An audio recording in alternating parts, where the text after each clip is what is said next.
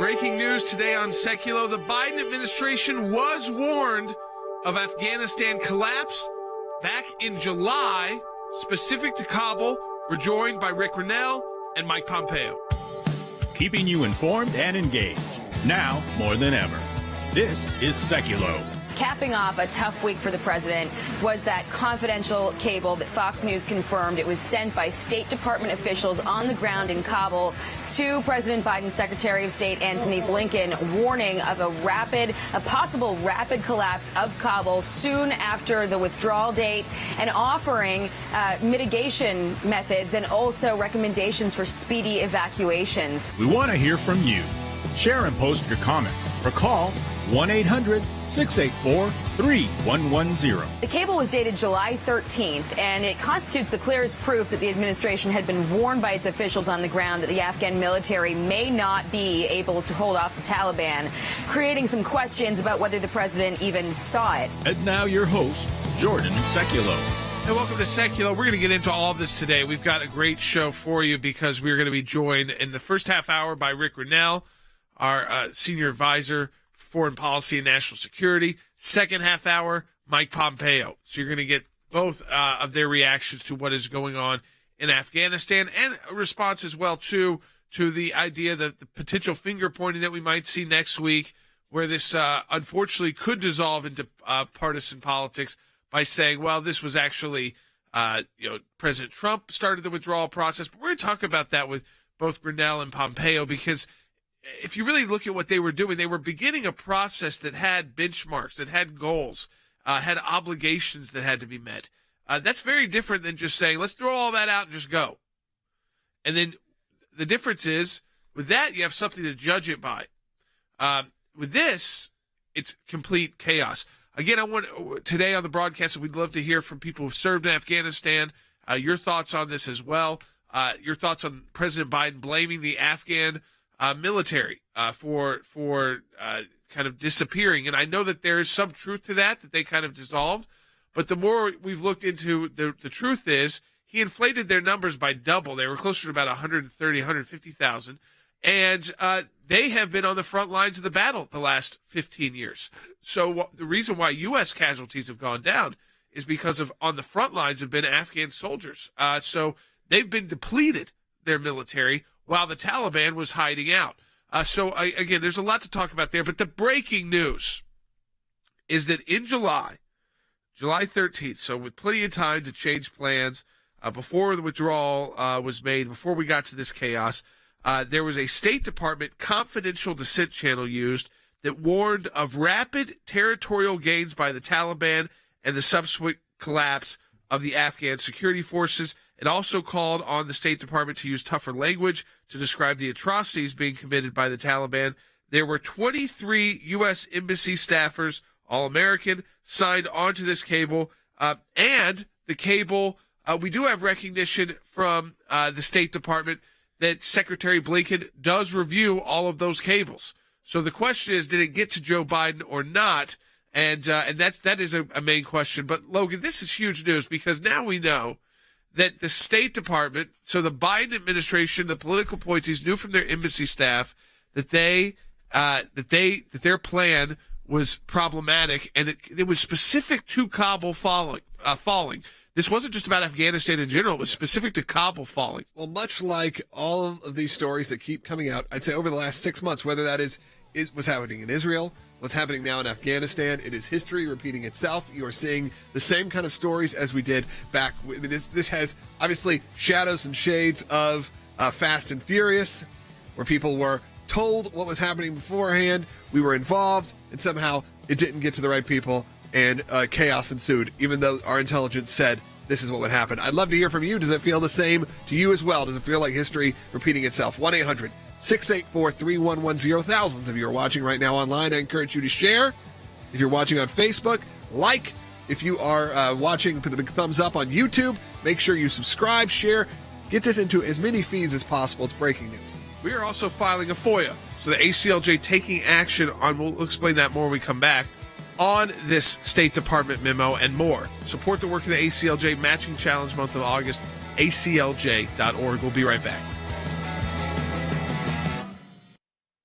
Joe stood by and did nothing as the Taliban made all of these rapid advances all over the country in the past 2 months. They acted like it wasn't happening. In fact, an internal State Department cable in July actually warned of Kabul's imminent collapse. American officials at the embassy in Kabul did warn that Afghanistan was on the brink, warning the administration in a mid-July message of the Taliban's swift advance and that Kabul could fall shortly after the end of August, the deadline the White House set for the drawdown. This was sent by the State Department's confidential dissent channel, and as you'll see, this says the Taliban was well positioned to take over the nation. It suggested the evacuation of U.S. citizens and allies should be sped up and to use tougher language when describing the atrocities that the Taliban had already committed. The reason that this is significant is because, first of all, a dissent memo is only written by diplomats if they feel that their voice is not being heard. It is a way for them to dissent to the Secretary of State with what is happening at that moment in time, hoping that changes can be made. Second of all, it is important because we hear President Biden in his interview just recently with ABC, not saying that anything went wrong. The IC assessment, Neil, all summer long has been very, very grim, that the Taliban was going to overrun the country, the Afghan army would fall without our air cover, and somehow the president blames the intelligence community. This is absolutely a lie. If he does not get every American citizen out, if he doesn't get those who fought bravely along our side, the Afghans out, he's committed a high crime or misdemeanor of dereliction of duty. Any military commander would be court-martialed for leaving our people behind.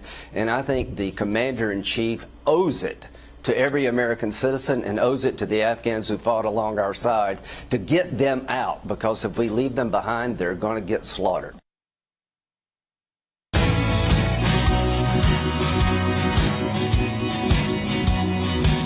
I want you to put everything into context, too. 1-800-684-3110. If you want to weigh in on this, if you've served in the military, especially if you are a veteran of the Afghanistan conflict. But that we have this administration over and over again saying, you know, Kabul was going to be safe. All of the indications were that Kabul was not going to fall. So, yes, these other territories, Northwest and different parts of Afghanistan, maybe situation there gets more chaotic, but not where our embassy is, not where our people are, not where the media is headquartered, not where the majority of Westerners are hanging out.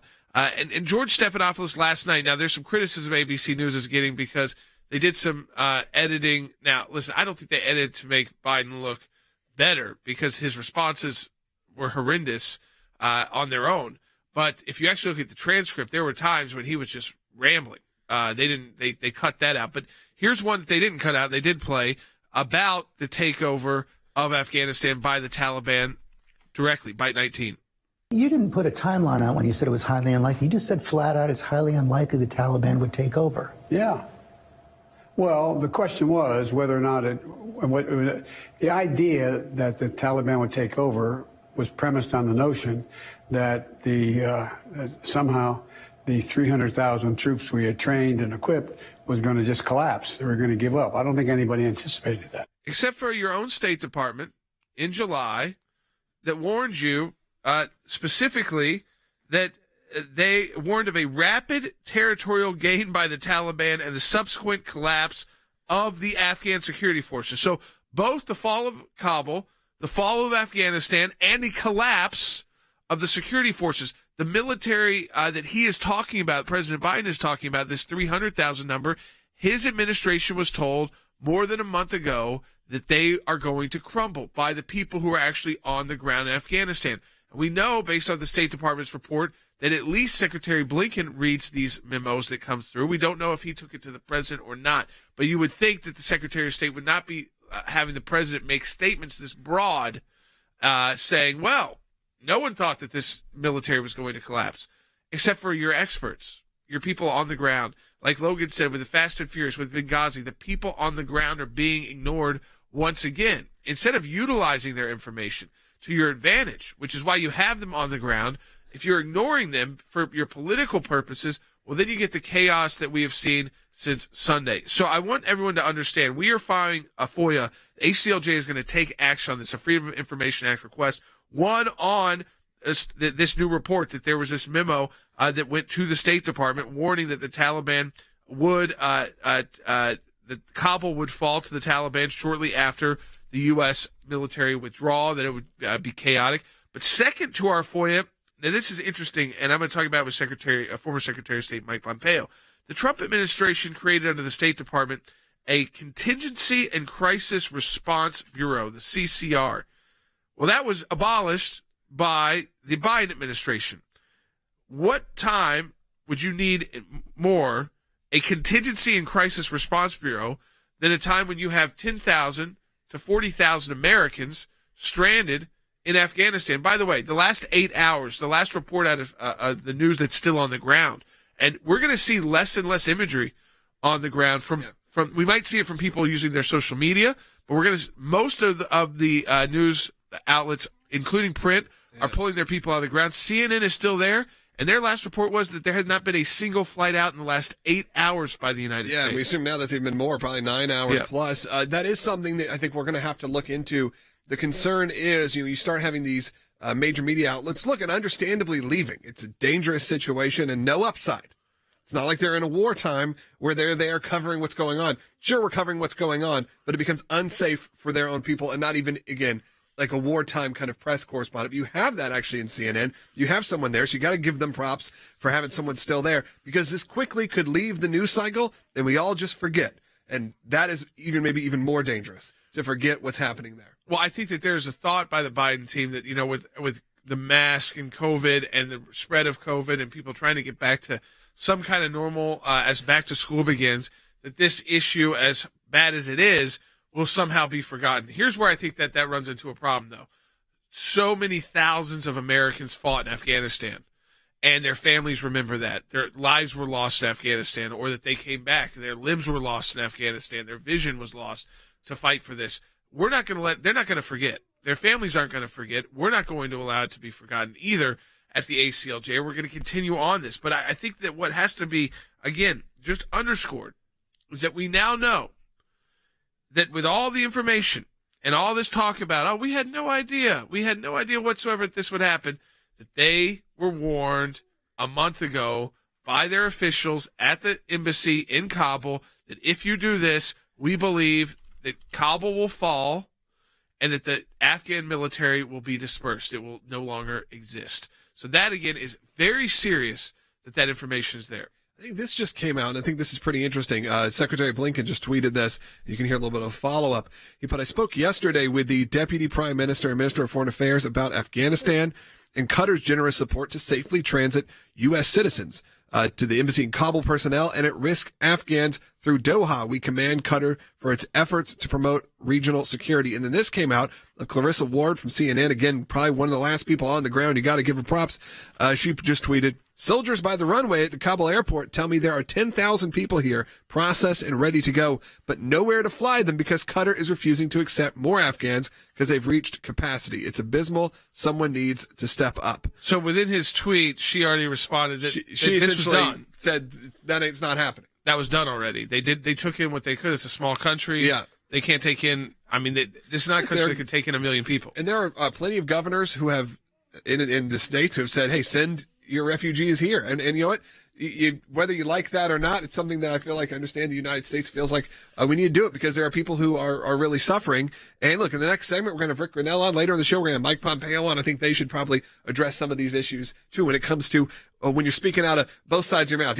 You have someone like Secretary Blinken putting out a statement that's very definitive, and then you have Clarissa Ward on the ground in Afghanistan from CNN saying not so fast. And I got to give props to honestly all the networks, because this is the first time in a very long time that it feels like there is at least a hint of being journalists and unbiased. They're still definitely biased. There's still definitely blame being pointed. But more than I've ever seen in the last 6 years, you actually see criticism of their own party and their own people, and that's pretty wild to see. We know that Congress is going to be looking into this next week. Nancy Pelosi's talked about 4 different congressional hearings. I think, listen, it's an opportunity to be bipartisan because every one of those districts, you've got people who have fought and served in Afghanistan. At the same time, we know how quickly things devolve into partisan politics on Capitol Hill. You don't want it to become a distraction. But there are a lot of questions that need to be answered by this administration now. Joe Biden, I don't think, is helping by any of the interviews he's done. We don't know where Vice President Harris is. Yeah, a lot of people are asking that on YouTube and on Facebook. Where is she? She says she's the last person in the room when these decisions are made. I'm not sure her or Joe Biden are the last people in the room. Joe Biden doesn't talk like with the authority of being the last guy in the room who is saying, okay, here's what the call is. He thinks, he's constantly kind of wavering. And I think that because of that, you get a sense, too, that are we going to be back in a crisis? Because now we're sending troops back to secure an airport that the Taliban can outnumber very quickly. And they've got better equipment now because they have our vehicles, our weaponry, our night vision goggles. And instead of following what President Trump said, which is either getting that out or destroying it, destroy it, they've left it. They left in place the ports. They left in place these structures that we put in place to be there. I'm not someone who is a proponent of endless war in Afghanistan. I supported the idea of a withdrawal. But I think that we talked about yesterday, the idea of what a withdrawal is. If you look at where the U.S. has been successful over the years, decades militarily, we never left. Where you look at where the U.S., it's questionable what happened, we left. So when we left Vietnam, we got the images of the helicopters on top of the embassy trying to get people out. Left Afghanistan, same thing goes. Why, though, did we see difference in Korea, where we've kept our military, Germany, where we've kept our military? So even when you say it's over, we don't usually do these mass withdrawals. They don't usually end well. Usually you keep enough people. And what they thought in Afghanistan, 2,500 troops, which is a very small number of U.S. troops, could be there, not have to be in harm's way all the time because you'd have the Afghan forces on the front line, and the Taliban wouldn't be in control. And they're saying they were going to be mostly guarding the embassy. Right. And they're still saying that somewhat, which we know the embassy has essentially been abandoned. Yeah. There is no U.S. embassy in Kabul right now. I mean, there's a building that was the U.S. embassy, but no, they're not there. They moved the embassy to the airport. I mean, it is, it's not funny, but I will say this. What did you expect from the people that brought you Fast and Furious in Benghazi and the Iranian nuclear deal? These were people who thought you could trust the Iranians with a nuclear deal. Same guy, Jake Sullivan. He's the top advisor to the president on this. Top advisor. And he has faith in the Ayatollahs, so he thinks, of course, hey, the Taliban, yes, they'll give us safe haven. They have a worldview of just that is not realistic about these individuals. Now, we're going to be joined by Rick Grenell in the next segment of the broadcast. Second half hour, Mike Pompeo will be joining us. We're going to get into all these issues, dive into the State Department memo, dive into what's happening on the ground in Afghanistan, and how this could have been done differently. Support the work of the ACLJ. Remember, we're filing a FOIA on this at aclj.org. I was at a board meeting at Youth for Jesus, and the executive director said, we've got a case. The Supreme Court had just granted review. It was about literature distribution at airports. We wanted to have the Bible study meet in the school, but it turned into a problem when the principal said, no, you can't have it. I told her that I wanted to sing Noel, and she said, the principal said that we can't have anything to do with Christ in our songs. We marched around the country defending evangelism in Chicago, in Boston, in New York, Atlanta, Texas, Southern California, Northern California, and points in between. We got a letter one evening from the IRS saying they wanted all this information that we all knew immediately was not right. How do you fight the government? How do you fight the IRS? Tea Party groups say they're being targeted by the Internal Revenue Service, and they're enlisting the aid of the American Center for Law and Justice. They were trying to shut groups down that they disagreed with. This was very, very serious. The federal courts do not need to become monitors of state trespass actions, and that's all this is. We were looking for the right to speak our minds and our consciences, and we won that right today. Religious persecution is a situation where your life is literally put in jeopardy simply because of what you believe. Can you help? Can you do something? He's on death row, and so we launched an international campaign. His freedom now rests solely on diplomatic efforts by the United States government and world leaders dedicated to human rights. The release of Andrew Brunson. He is the American evangelical from North Carolina, held in Turkey for more than 2 years. There was an Air Force plane that came from Germany that had been on standby. We're flying, and they finally left Turkish airspace. It's like, okay, we're really out of Turkey and free again.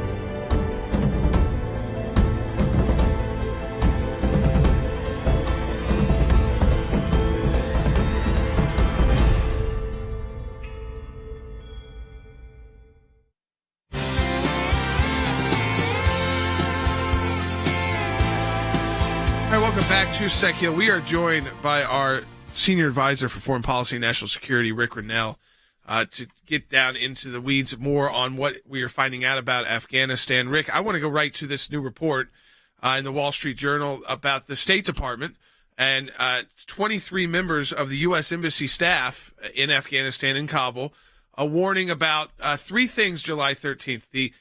The collapse of Afghanistan to the Taliban, the collapse of the Afghan military, and the collapse of specifically Kabul.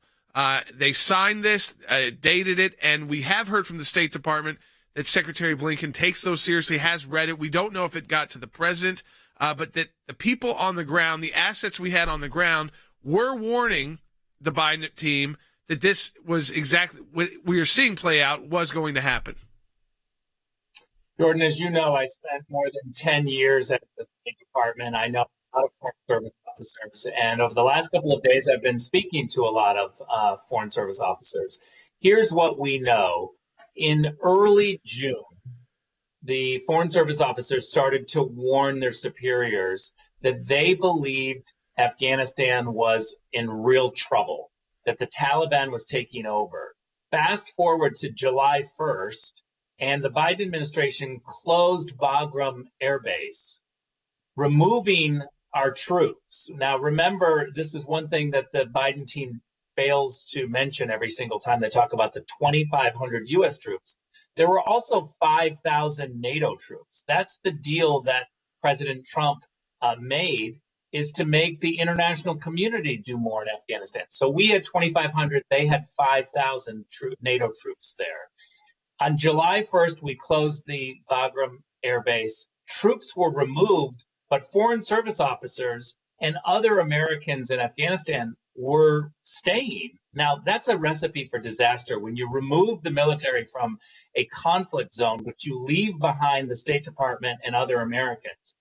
It boiled over to the point on July 13th, 22 of the 23 people who work in the economic and political sections at Embassy Kabul signed a dissent cable, which is a very rare thing. They went out of the chain and said, we are not being heard. We are in dire straits. We are in danger. Now, that was July 13th.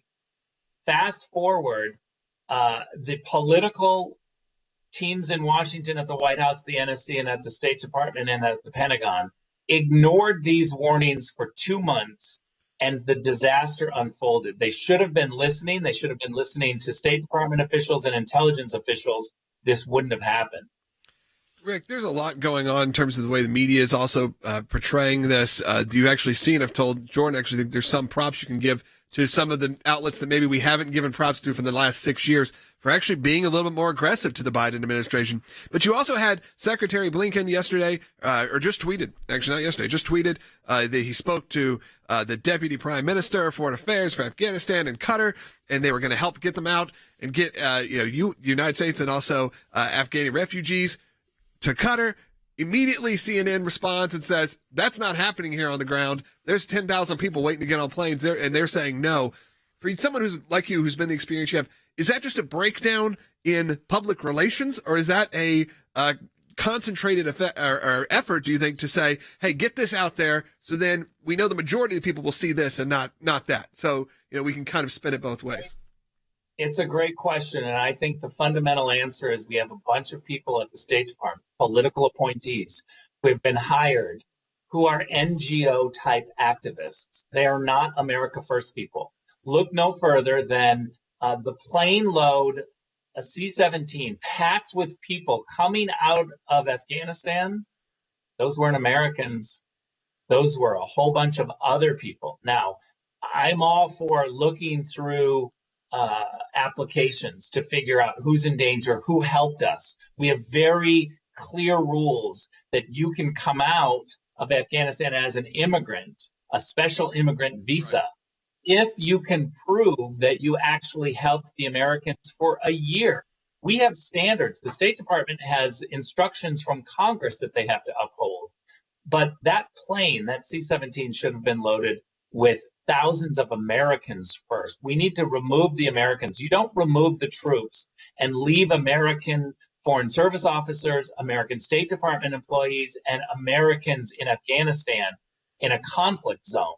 You do that, you remove those people first, and the last thing you do, as President Trump says, is you bring out the troops. Let me just finish quickly by saying President Trump talked to the Taliban. So did Joe Biden's team. There's one difference. The Taliban heard a very different message from the Trump administration. Don't make a move. Don't go forward. Don't try to take over cities. But what clearly the Taliban didn't hear is Biden's demands. I think that's something that's really interesting, Rick, and we talked about when you were on the show earlier in the week, is the demands and what would actually be the rules and regulations of getting out and doing these deals. One of them was maybe some of the destruction of weaponry, and we talked about that with Mike Pompeo as well. This just came out just about an hour ago. The Taliban has been showing off pictures we had the photo, I believe you're watching on social media. Taliban shows off captured U.S. weapons, so putting pictures of themselves, holding these United States weapons. They've replaced the AK-47s, Rick, with taxpayer-funded machine guns and assault weapons. But that is a bigger question. And I know we've only got 2 minutes here. This is a huge question, but we're now sending troops back in to try and secure an airport. Are we, with the amount of Americans, we're told it's somewhere between 10,000 and 40,000, a huge number there, a big difference, that are all around Afghanistan. How, and with these foreign service officers too, who are supposed to be operating, they're like at an airport now, I think, and but they still talk about the U.S. embassy there. This is, to me, I mean, it's bigger than Benghazi in the sense of the scale of what we've done in Afghanistan, the sacrifice there. But we're also not out of the woods of those kind of incidents occurring either, when we are putting out messages to, well, hey, the Taliban's promised safe passage to people to the airport. I mean, that came out from the U.S. government. Look, the French and the British are out there collecting their citizens. They're not relying on the Taliban. I've already heard from people inside Afghanistan who are faced with multiple checkpoints. The Taliban controls everything around the airport. This is not a one simple checkpoint where you just show your ID and you get through. Not only is there Taliban checkpoints, but Americans and NATO forces had checkpoints, and that's difficult to get through. The Americans don't always believe the paperwork that's being presented. So it's not an easy thing. And for John Kirby at the Pentagon to just completely act like get to the airport and then we'll help you is outrageous. This never should have happened. On the weapons question, very quickly, I'll just say, as Donald Trump was very clear, you bring the weapons home, you bring all of our equipment home. If you can't bring it home, then you disable it and destroy it so they don't get to use it. And that was not done here. I mean, that was clearly not done here. They're showing it off. Rick, as always, we appreciate your insight. We know we'll have you back next week to get in further. We hope that things improve, but we also deal in reality here. Folks, we're filing that for you to get to the bottom of where this memo went. At the State Department, we believe it was read by Secretary Blinken based on the State Department remarks. The question is, did he ever brief President Biden, who can't remember his briefings, regardless when he's sitting down in these interviews, says, no. Well, actually, I just don't recall if I was told that. We'll be right back. Second half hour, Mike Pompeo joining us. Packed show today. We'll be right back.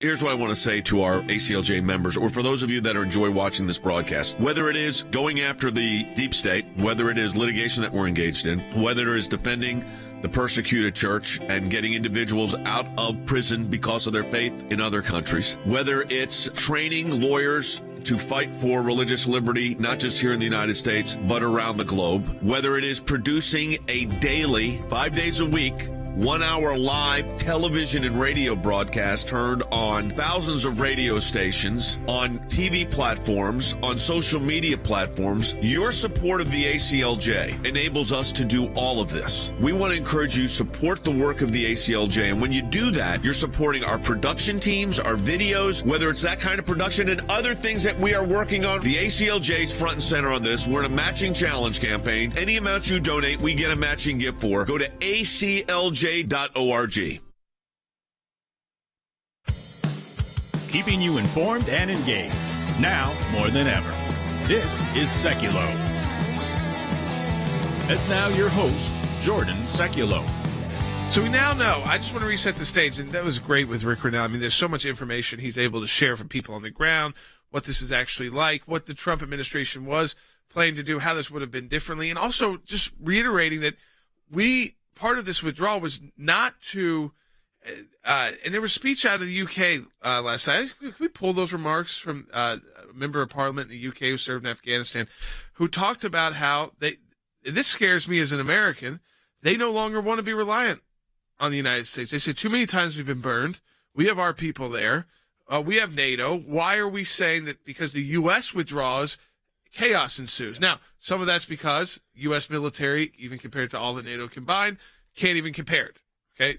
But second, like what Rick said, there were double the amount of NATO troops than there were U.S. troops. Why weren't they better utilized and coordinated? Because as we'll play for you that happened in the House of Commons, this speech, it was remarkable. It was talking basically about, and not in a way that they were happy about, but the fall of the United States as a world leader. I mean, that is very troubling. But when you have a president who is at best just doesn't remember, and at worst is a lifetime politician who's lying to you, and Joe Biden is somewhere in the middle there now. He's definitely a lifelong politician who's used to telling lies, but he's also seems like he's losing it.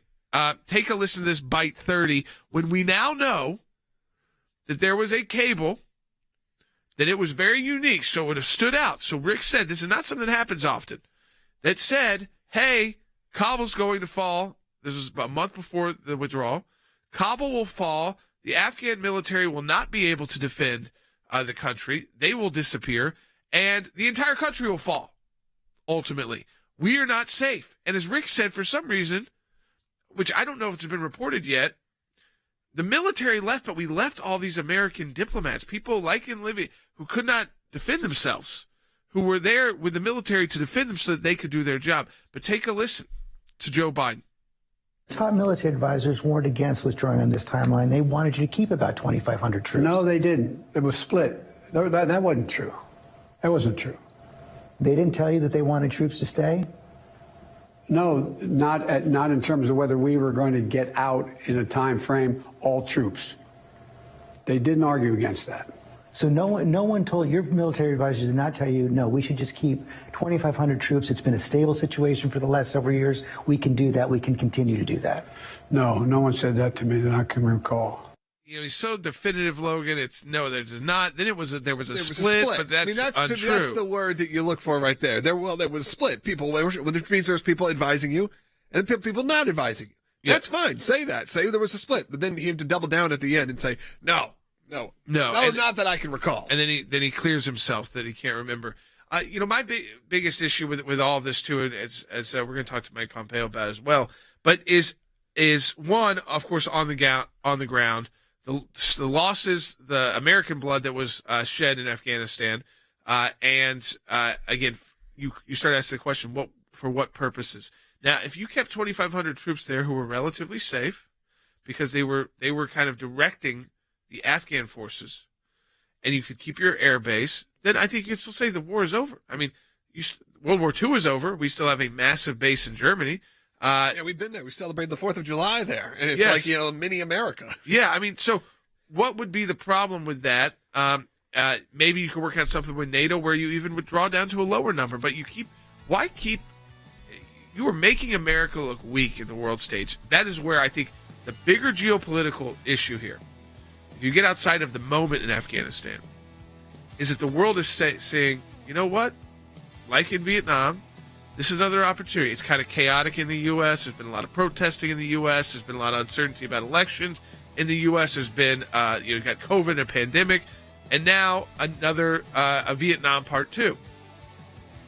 So they seize on these moments. So the Chinese, what do they do? And the Russians, they're ready to recognize the Taliban as the official government of Afghanistan.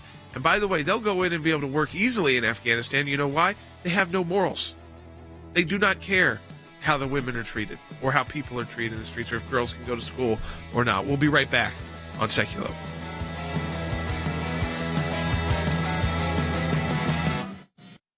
Thanks to your support of the ACLJ, we have had many victories. The report is coming out. It shows that not only did Tea Party groups get more scrutiny, but so did a host of other conservative groups. It was something that no one could believe our government was even capable of doing, and now they were admitting it. It's one of the most significant wins in the ACLJ's history. To take on the IRS and win, for the ACLJ, life has always been a top issue. Barbara, I am here at this site because there are thousands of people and millions across America that say abortion's murder. When you're fighting for the life of the unborn, you're on the right side of history, you're on the right side of law. These are young people in their 20s and 30s that are doing this, are fighting for life to beat back the abortion juggernaut. It's very important that we remain hopeful that the courts that the Trump administration was able to impact will give us good rulings that are based in law and sound reasoning. This is one of the social issues we're winning. There are historians that point out that religious persecution is at its highest level since the first 3 centuries when the Roman Empire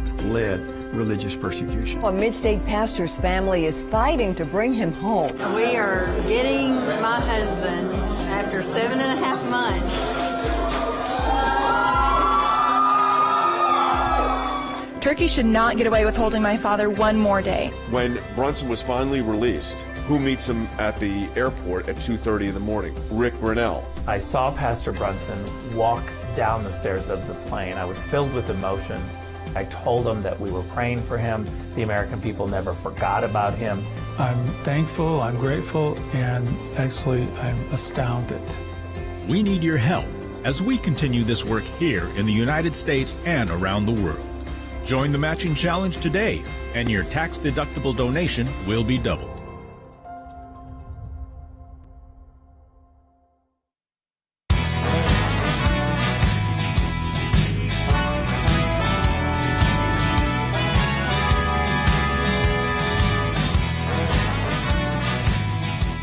All right, welcome back to Secular. We are joined now by former Secretary of State Mike Pompeo.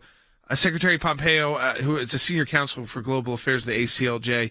I know you've joined our team earlier this week. I'm back on now in the studio, and I wanted to ask you now about this Wall Street Journal report that the Biden administration, the whole week so far, was that they were saying, well, no one told us about Kabul falling. No, none of the experts on our team, no one on the ground there warned us that Kabul would fall. Yeah, maybe other places, and maybe the Afghan military is not going to be perfect, but no one warned us of all of this. Now we know that on July 13th, there was a memo put together by 23 U.S. embassy staffers, all Americans, on July 13th, sent through a special State Department program called the Confidential Dissent Channel that said all of that. That said that Afghanistan would fall to the Taliban, that the Afghan military would fall apart, and that Kabul would fall. And we also have heard from the State Department that Secretary Blinken, who holds your former office, does review these because they are rare. So the only question is whether it got to Joe Biden or not, but it certainly got to the top of this administration. So they were being warned, Secretary Pompeo, by the people on the ground. Why do you think they ignored them? Well, Jordan, it is almost certainly the case that dissent cable got to Secretary Blinken. It is almost certainly the case it got to so many. And I am confident that there were others, I'm sure, on the military side as well that told them the exact same thing. I can tell you that because we were concerned about this as well. We knew that we had to get the conditions right before we executed on the plan to get our final set of soldiers out there. We had to get the equipment out. We had to get the civilians out. We had to do all of those things. And so it's unsurprising me today that they got warned. The fact that President Biden had said nobody told us, I thought was deeply inconsistent with what I knew senior leaders inside the U.S. government believed about making sure we had the conditions right before the withdrawal was completed. Well, there's been a lot of talk to, was it, the Trump administration where you were serving? Yes, you were having these meetings. Yes, there were obligations. I want you to have that opportunity, though, for our audience, because there's so much going on right now with Afghanistan, just to tell people the difference between how the Trump administration was planning this versus what the Biden administration did with this kind of just full-on withdrawal without the preconditions set. I mean, to me, it reminds me of how they go about dealing with Iran, how they go about dealing back in the day in Libya. It's just crisis after crisis instead of following kind of checkpoints. Jordan, we had a methodical approach to this. You can see it, right? You don't have to guess. We don't have to speculate. You can see how we managed this for 4 years. You can see that we drew down our forces, and each time we evaluated the conditions on the ground, and we made sure that we accomplished the twin missions that the president set out for us. The first one being to make sure we get our boys and girls home just as quickly as we can. The president was determined to do that. But second, to make sure that we did it in an orderly way that prevented ungoverned space and created the opportunity for a risk reduction to make sure that something like this never happened again. It's unimaginable to me that they pulled the military out before the civilians. It's unimaginable to me they left this much equipment. They hadn't thought this through with our allies and partners. We were determined. When I met with the Taliban, we were clear. You violate the agreement, you will pay. Multiple times in the course of our time in service, they did that. They pushed on checkpoints. They did things that were inconsistent with what they had promised they would do. Didn't surprise us. We didn't trust them. These are evil butchers. When they did that, we responded. We imposed real costs on them when we began to develop this deterrence model. It's the deterrence model that permitted us to go from 15,000 American soldiers to about 2,500 and keep things stable. That's an Afghan stable, right? Keep the lid on this thing, all the while going from 15,000 to 2,500. It is only when President Biden lifted the deterrence model, when the Taliban pushed on America under President Biden, America retreated. And when you retreat in the face of an adversary, Jordan, you get exactly what you're seeing today. You get an American retreat, you get an America without leadership, and you get enormous credibility lost from the United States of America. You know, Congress Secretary Pompeo, they're talking about holding hearings next week. I think that there is an opportunity, kind of like we've seen in the media to some extent, that these could be more fair and bipartisan. But I'm also always concerned when Congress right now is so partisan, so hyper-partisan, that it will devolve into finger pointing, which is why I wanted you to comment on that directly, because I think that there are those that say, well, what about Trump? Wasn't it the Trump administration that started this and your meetings with these members of the Taliban? But as you said, these are butchers, and you hold them to a line, you tell them what it is, and you say, here are the consequences. But we do know also the consequences to the U.S. Globally. You've got a new piece up at aclj.org where you call it a disgrace, that this withdrawal has been a disgrace. I see China and Russia rushing back in, even Russia rushing back into Afghanistan, ready to welcome the Taliban and the atrocities that come with the Taliban, because they don't have that moral viewpoint that the U.S. does. But to use the language like a disgrace, this didn't have to happen this way, did it? Jordan, this is the thing. I use that word very intentionally because this has implications that go far beyond Afghanistan. It is certainly disgraceful that we didn't do right by those folks that we made promises to, not only our partners and allies, but the people who served alongside our soldiers there on the ground. That is disgraceful. It's inconsistent with how Americans roll. But second, I can promise you that leaders around the world, some of whom I've had the chance to talk to over this last week, are deeply concerned about the other commitments that President Biden might be willing to walk away with no notice, with no strategy, with no theory of the case. These are the kind of things that are just so utterly incomprehensible. And credibility, Jordan, you know this, it takes a long time to build back. I hope America will start doing that today. I hope President Biden will demonstrate to the Taiwanese, to the Ukrainians, to the Cuban people who are simply demanding freedom, that America will stand with those who are friends and allies and not walk away with them when times get just a little bit tough. Because we've already seen out of the UK, members of parliament, there's one who served in Afghanistan with speeches about questioning whether or not they should be so reliant on the United States when a move like this is made, when there is NATO and there are NATO forces there, and that yet the U.S. makes a unilateral move like this and kind of leaves them in place. We know these countries are doing what they can to get their people to safe places. I want to ask you about that. We're told that there's a number, it's a very broad number, somewhere between 10 and 40,000 Americans in Afghanistan.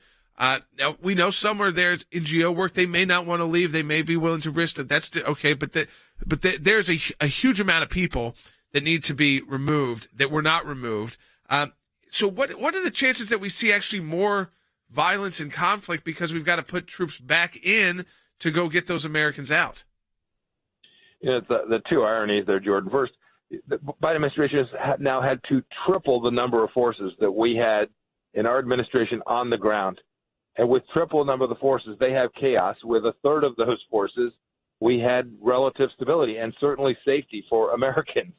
This demonstrates that we had the right end of the stick with understanding how you deter threats against America. Second, the irony that you now see our European partners so upset, I have to just take a moment and say I remember their horror at President Trump and me. I remember when we were trying to build NATO to be into a stronger fighting force, we left NATO better off. It's now this administration that punched a hole in our NATO alliance and our friendships with NATO that is going to have to be rebuilt, and I'm counting on America to do that. But the irony of it was President Trump that was going to destroy these important security institutions, and President Biden now in just 7 months has destroyed them, shouldn't be lost on anyone. Yeah, I mean, the speeches that are being made, again, you would think that this was, you saw the outrage under President Trump, a lot of criticism of you and President Trump and anybody who supported looking at the world a new way. But yet, again, I mean, some of it is like when you have the Jake Sullivan types as national security advisor, did the Iranian nuclear deal, think he can make deals with the Ayatollah, and without really any checkpoints and without any kind of real surveillance of their program, and they're not letting you into certain sites. These are the same people who are advising on this issue. The question is, can this ship, is there still time to right this ship when it comes to Afghanistan and when it comes to securing the Americans who are still there? Jordan, I pray that there is. A couple things. The president's going to give some remarks here in just a little bit, if I understand it right. Yeah. Here's what he could do. He could make clear, not only does America have the capacity to get every American out, we're going to do it. We'll do it'll take whatever time it takes. If it takes weeks, great. If it takes several months, so be it. We're going to deliver American security, and we're going to get them out. We'll use whatever tools we need to do. Tell the Taliban, we're going to begin imposing costs on you immediately until we deliver against this important American objective. Second, he should lay out for the American people today a plan. How is it we're going to secure America from threats from Afghanistan as we move forward in the coming weeks and months and years? How is it that we make sure that we're now 20 years on from 9/11? How is it we make sure that we never see another day like that come from that place again? And then finally, he should tell the American people that he's going to get accountability for what happened. This was a cataclysmic failure. People need to be held accountable. And I hope President Biden will make clear that he intends to do that.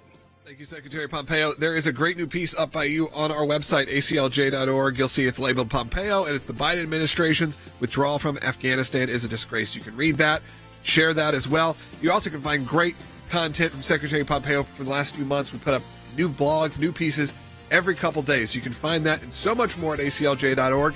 I suggest you all go and take a look at the content. It's absolutely free, but also support the work of the ACLJ. That's by visiting aclj.org. Click the donate button. Right now we're in a matching challenge, so all donations are effectively doubled. We'll be right back.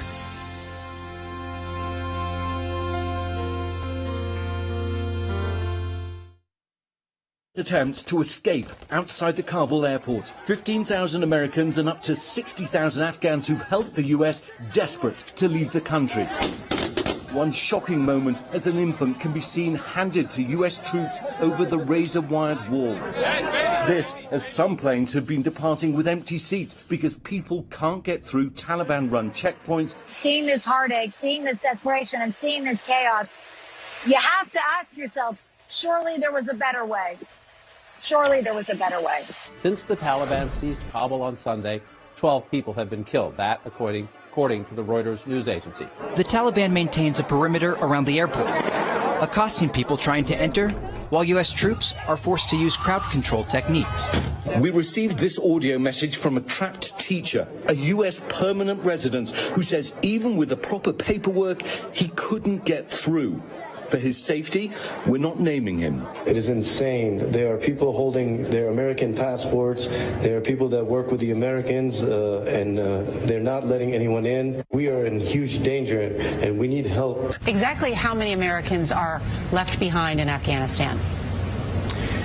Well, Nora, the U.S. government doesn't actually know the precise answer to that question. If the British can take their paratroopers and they can get in vehicles and go get their people and get them to the airport, why can't the U.S. do that? If there is a deal with the Taliban to provide safe passage, why is it left to the Americans outside of that ring to get there on their own? Why can't we send vehicles to go get them? We have not seen any great impediments to the safe passage that the Taliban have agreed to facilitate. You make a declaration the president makes the declaration to his own people and to the Taliban that we're going to stay here as long as it takes to get everybody out that needs to get out, period.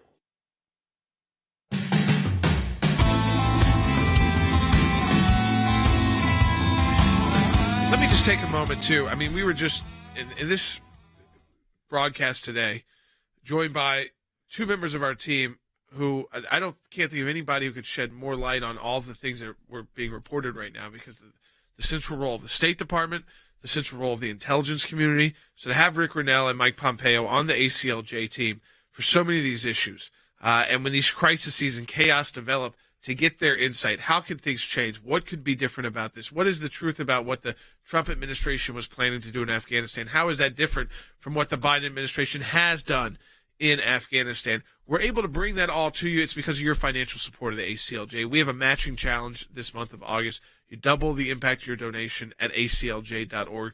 We're able, when we grow our team with people like Mike Pompeo and Rick Grenell, there's a lot of people behind the scenes too that join the team as well, so we can best utilize all of that and those resources that you don't see on the screen or don't hear on the radio broadcast. But it's because of you that during a pandemic, during this time of kind of chaotic time in our country, to say the least, and the world, that we've been able to grow as an organization. And we've not just been able to maintain, but to grow and to bring on these experts to the ACLJ. So I always want to remind you of that, but also thank you.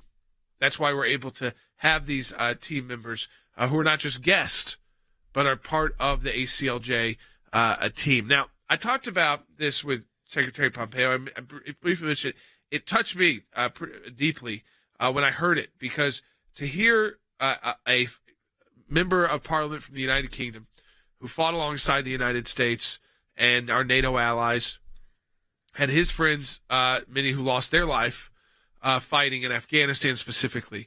He delivered remarks in Parliament yesterday. Take a listen, because and how troubling this is about the United States as well. When the world was saying, well, this America First stuff, and Secretary Pompeo talked about that. Oh, that's so horrible. That's the worst. But there were no problems. The world was, places like Afghanistan, as I like how Secretary Pompeo said, it was Afghanistan calm. But take a listen to now how a member of Parliament, who's also the chair of their Foreign Affairs Select Committee, this is Tom Tugendhat from the UK, who is also a veteran of the Afghan War. Now, this is a harsh lesson for all of us. And if we're not careful, it could be a very, very difficult lesson for our allies. But it doesn't need to be. We can set out a vision, clearly articulated, for reinvigorating our European NATO partners, to make sure that we are not dependent on a single ally, on the decision of a single leader. So think about, we know who they're talking about there, Logan. This is the UK. This is very unusual to see, because he is not the minority party there. He's the majority party there. His role as a Foreign Affairs Select Committee chair, a veteran who's fought alongside the United States. But when he says we don't want to be relying on a single country or single leader, you're looking at him. It is the United States he's talking about. I think the UK has even recently come to grips with the fact that they aren't the superpower they maybe once were. And they have to rely on people like the United States. I mean, they're not a giant country.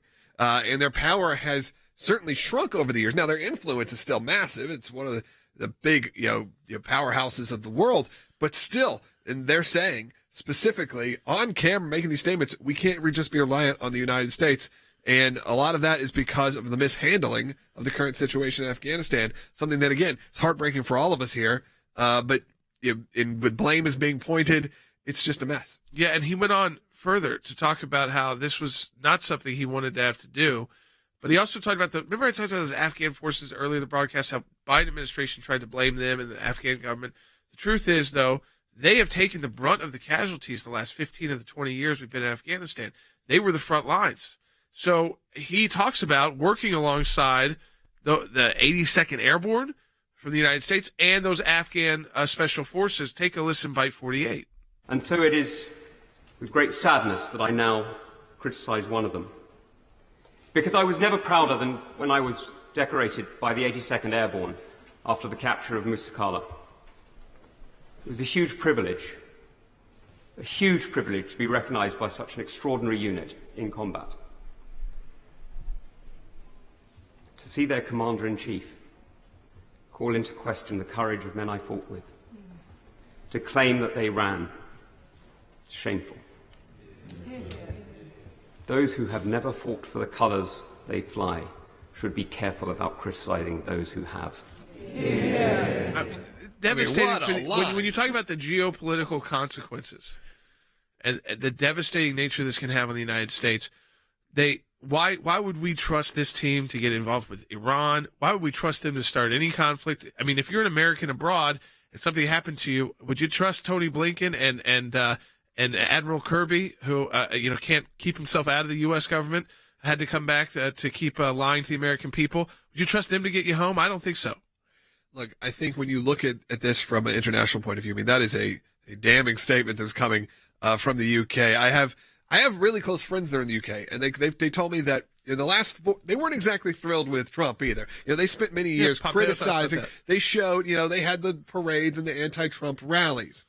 But apparently, the way the news is covering, not unlike here, and I've said that, and I've given the props, is it's gone from, well, this person they don't feel was fit to do the job, but they also felt was a caricature, to then this is a massive mistake that not only affects America, and it affects pop culture, if you will. This affects like their own troops and our own allies. And man, that is tough to hear as someone who obviously supports our country and supports the United States of America, to hear members of the parliament making those statements. Yeah, and how the world could shift away. I mean, so quickly, the world can also kind of has a role in deciding whether or not you're the superpower for good. We have the superpowers for bad in China and the kind of in lesser Russia, who are rushing back into Afghanistan. And I just want to make it clear here that while right now we're reacting to on the ground, and we'll see what President Biden has to say after our broadcast is over, but that's a lot of on the ground reaction. What we aren't doing yet is thinking about, but I think we're starting to, how bad this is for America and American leadership. It is one thing when they are afraid of you, and I think they were under the Trump administration. Even some of our allies, they were afraid. Fear is different than no longer trusting, no longer being able to rely on the United States. And it doesn't mean you have to agree all the time with your allies, but you work together. I mean, Secretary Pompeo talked about the NATO forces that were there, utilizing those NATO forces more. It appears that they would be willing to have done that, and that we didn't have to live through what we have seen. But it is the United States that made this decision. It is the United States government that made this call, and it will have an impact. It doesn't matter who you voted for or who you think won an election. It will have an impact on the United States. Now, can we right the ship? Of course, we know we can. It has been done before. During Vietnam, casualties were much higher. The kind of tone on the ground in America was more chaotic, but we were not as connected globally. So there was still not that connection. We did right the ship, though. We remained the world superpower. The question is, after this debacle, if you get another 3 years of these guys and gals, I guess, if Vice President Harris is around, if we're going to have, I guess we are going to see from President Biden, what will America be like at that point? Just not if they get reelected to a second term, just the end of this term. Look at the mistakes. It doesn't matter what side of the aisle you're on anymore. You can call this out for what it is. A massive, chaotic mistake by the United States, putting our status at the world at risk.